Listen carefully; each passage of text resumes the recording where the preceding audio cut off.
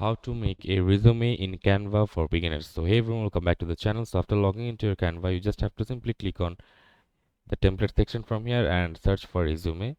If you don't have already a template for resume, so from here you just have to select a switchable from or template for your resume.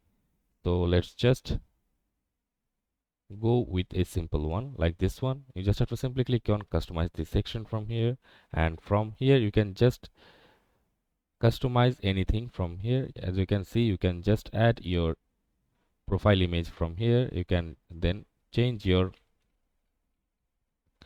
name here, and you can also change the professional,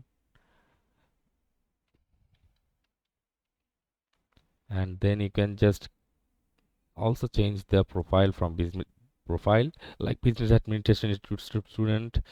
I consider myself a responsible and orderly person, and you can just change it and give a profile details of your own. And you can also change the education. You can change your university and the course name, and then you can also change your college name from here and the session year. And then you can change the languages like native English, advanced Spanish, and you can also add or remove computer skills from here. You can change the contact information from here, and you can also share some experience of yours. And then you just have to simply click on share and click on download, and you just have to go with the PDF standard format and click on download, and it will be downloaded.